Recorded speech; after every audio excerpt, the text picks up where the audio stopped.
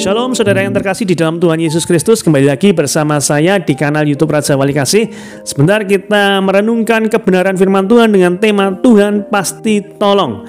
Sebelumnya kita akan berdoa terlebih dahulu. Bapa di surga, terima kasih buat anugerah kasih-Mu yang berlimpah atas kami. Kami ada sebagaimana ada saat ini semua karena berkat kemurahan-Mu atas kami. Bila sebentar kami hendak membaca, mendengarkan, merenungkan, serta mau melakukan firman-Mu, Engkau yang mengurapi setiap kami. Kami percaya firman-Mu ya dan amin. Firman-Mu pelita bagi kaki kami dan terang bagi jalan kami. Dan kami percaya ketika firman-Mu disampaikan, yang sakit Tuhan sudah sembuhkan, yang berbeban berat Tuhan sudah memberikan kelegaan, yang berputus asa Tuhan memberikan pengharapan, dan yang berkekurangan Tuhan sudah cukupkan, bahkan berkati berlimpah-limpah. Dalam nama Tuhan kami Yesus Kristus. Juga urapi hamba-Mu, apa yang hamba-Mu sampaikan hanyalah firman-Mu saja, dan untuk hormat kemuliaan nama-Mu. Dalam nama Tuhan Yesus kami berdoa dan mengucap syukur. Haleluya, amin. Pembacaan firman Tuhan dari kitab Ibrani 4 ayat yang ke-16. Ibrani 4 ayat yang ke-16. Demikian firman Tuhan.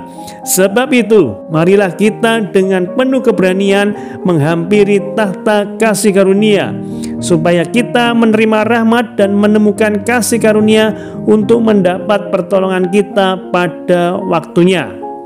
Sekali lagi, Ibrani 4 ayat yang ke-16. Sebab itu marilah kita dengan penuh keberanian menghampiri tahta kasih karunia, supaya kita menerima rahmat dan menemukan kasih karunia untuk mendapat pertolongan kita pada waktunya. Saudara yang terkasih di dalam Tuhan Yesus Kristus, pada hakikatnya tolong menolong itu adalah aktivitas yang sangat penting dan diperlukan dalam kehidupan sosial di lingkungan masyarakat. Tolong menolong adalah kegiatan sosial yang sangat baik dan terpuji.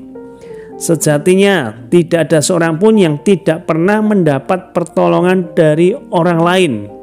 Setiap kita tentunya pernah mendapatkan pertolongan dari orang lain. Sejak seorang bayi masih dalam kandungan, ia memerlukan bantuan ibunya. Ketika ia akan lahir, sang ibu bertaruh nyawa membantunya agar ia lahir dengan sehat dan selamat. Sementara itu, bidan, perawat, dan dokter menolong semua proses kelahiran sang bayi agar ibu dan bayinya lahir dengan lancar, sehat, dan selamat. Dari bayi sampai menjadi anak-anak, kemudian menjadi remaja, kemudian menjadi pemuda, dewasa, menikah, berkeluarga, hingga orang tua, dan sampai kita tidak ada pun, ya, kita masih membutuhkan pertolongan orang lain. Begitulah, semua orang perlu tolong menolong dalam kehidupan di keluarga, lingkungan, dan masyarakatnya. Tolong menolong sudah dilakukan orang sejak manusia ada di bumi. Ibrani 4 ayat yang ke-16 tadi yang kita baca, kita mendapati bahwa untuk mendapatkan pertolongan Tuhan, seseorang harus melakukan 3 hal. Yang pertama, yaitu memiliki keberanian menghampiri tahta kasih karunia Tuhan. Kemudian kita baca tadi yang kedua, menerima rahmat-Nya. Dan yang ketiga, menemukan kasih karunia. Itu adalah 3 hal yang harus kita lakukan untuk mendapatkan pertolongan dari Tuhan menurut Ibrani 4 ayat yang ke-16 tadi. Jika Allah adalah kasih, maka di dalam Yesus Kristus kita mendapat keberanian dan jalan masuk kepada Allah. Inilah firman-Nya yang tertulis dalam Efesus 3 ayat yang ke-12. Di dalam Dia kita beroleh keberanian dan jalan masuk kepada Allah dengan penuh kepercayaan oleh iman kita kepadanya. Dalam Yesus kita menjadi berani dan percaya diri masuk ke dalam kasih karunia Allah, karena iman kita kepada Yesus Kristus.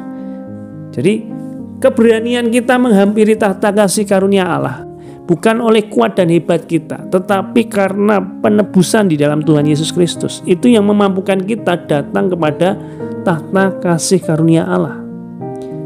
Seseorang berani menghampiri tahta kasih karunia Tuhan jika ia berada di dalam Dia, di dalam Yesus, dan Yesus berada di dalam Dia. Selanjutnya, seseorang memperoleh rahmat-Nya jika ia memiliki rasa takut akan Tuhan.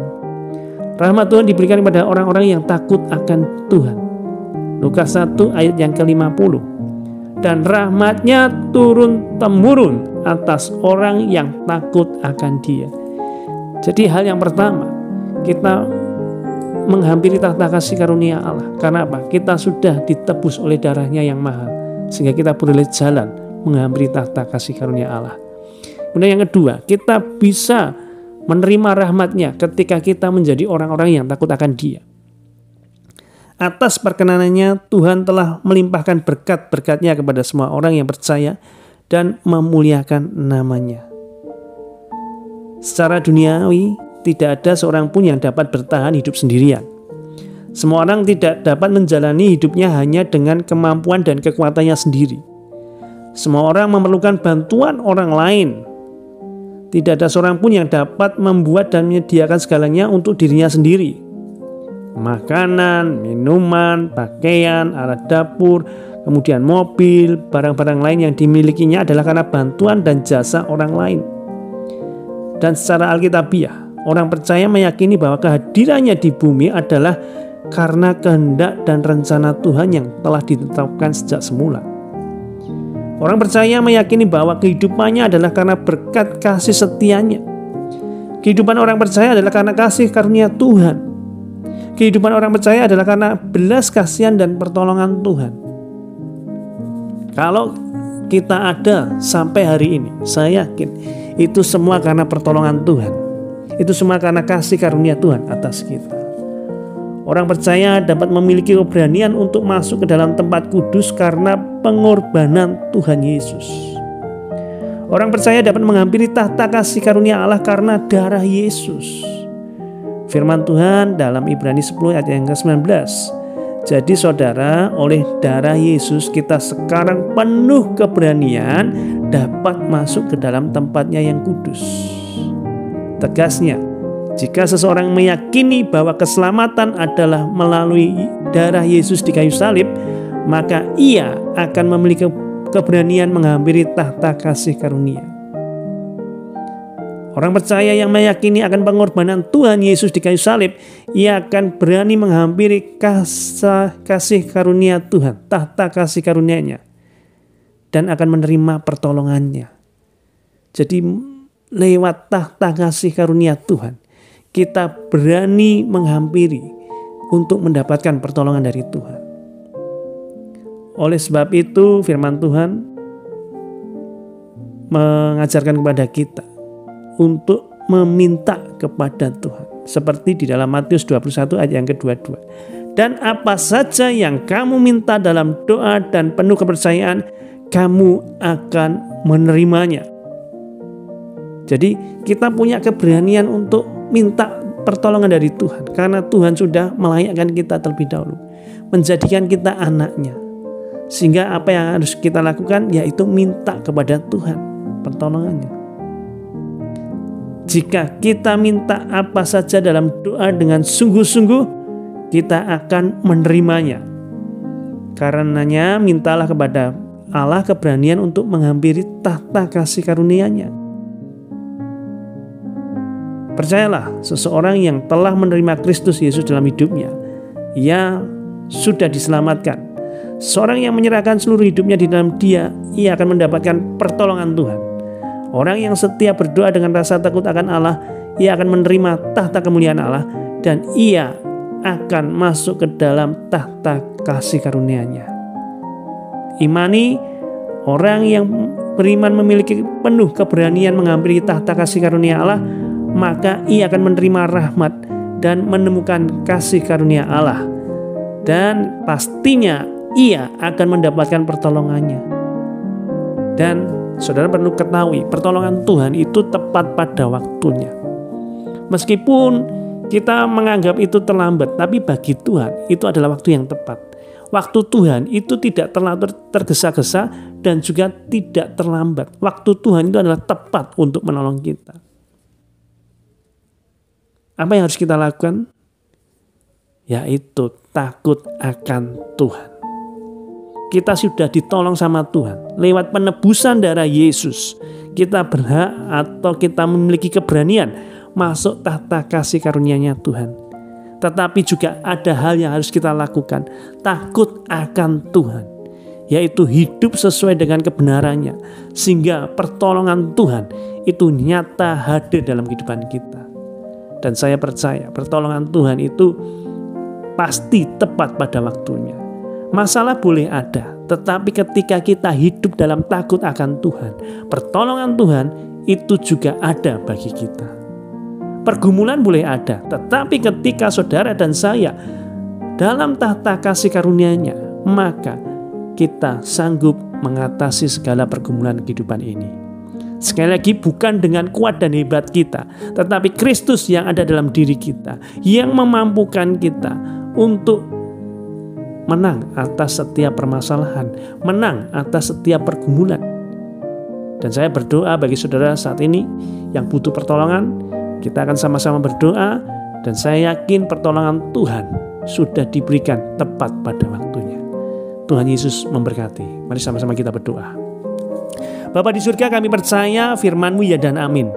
Kami percaya firman-Mu mengajarkan kami Tuhan pasti tolong ketika kami memiliki keberanian menghampiri tahta kasih karunia-Mu, dan ketika kami hidup takut akan Engkau Tuhan. Engkau pasti memberikan pertolongan, Engkau pasti memberikan jawaban atas setiap pergumulan kami Tuhan. Hamba berdoa buat saudara-saudara kami yang saat ini tengah dalam pergumulan, baik itu dalam kesehatan, keuangan, pekerjaan, usaha, sekolah, baik dalam keluarga, dan apapun yang menjadi persoalannya saat ini Tuhan, pergumulannya saat ini Tuhan. Kami berdoa bersama-sama dalam nama Tuhan Yesus.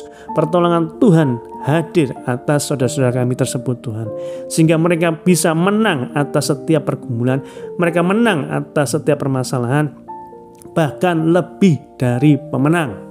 Karena Tuhan yang memampukan, Tuhan yang menolong, dan pertolongan-Mu tepat pada waktunya. Engkau menjadikan segala sesuatu indah pada waktunya Tuhan.